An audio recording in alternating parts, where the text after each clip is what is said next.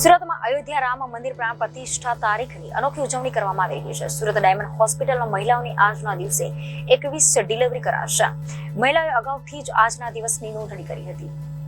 બાળકનું નામ પરિવાર દ્વારા રામ રાખવામાં આવ્યું છે તથા બાળકી તથા પરિવારે બાળકીનું નામ સીતા રાખ્યું છે। હોસ્પિટલમાં આજના દિવસમાં 21 ડિલિવરી કરવામાં આવશે। આજે અયોધ્યામાં રામલાલાની પ્રાણ પ્રતિષ્ઠામાં સમગ્ર ભારત ભક્તિમય બન્યું છે, ત્યારે આજના દિવસે ગુજરાતમાં 1000 થી વધુ બાળકોનો જન્મ મુહૂર્ત ડિલિવરીથી કરવામાં આવશે તેવું શહેરના ગાયનેકોલોજિસ્ટ માની રહ્યા છે।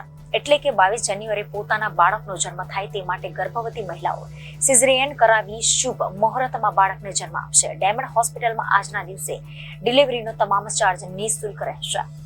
મારું નામ હંસાબેન, મારા ભાઈના ઘરે આજે દીકરીનો જન્મ થયો છે, એટલે અમને બહુ આનંદ છે। અમારી ભત્રીજીનું નામ અમે સીતા રાખશું। આજે અયોધ્યામાં રામનો પ્રવેશ થાય છે, એટલે અમારા ઘરે આજે દીકરીનો જન્મ થયો, અમને બહુ આનંદ, બહુ હરખ, મારી મમ્મીને બહુ હરખ છે। મારું નામ જનક વાવેચા છે અને આજે જે રામ જન્મભૂમિ મંદિર જો પ્રાણ પ્રતિષ્ઠા ઉજવાઈ રહ્યો છે તે દિવસે મારા ઘરે આજે દીકરાનો જન્મ થયો છે અને જેથી આજના પ્રાણ પ્રતિષ્ઠા છે રામનવમી, આપણે રામ જન્મભૂમિની, એટલે માટે મારા ઘરે જે જન્મ થયો છે તેથી મારા દીકરાનું નામ રામ રાખવાનું મેં વિચાર્યું છે અને રામ જ રાખશું અમે।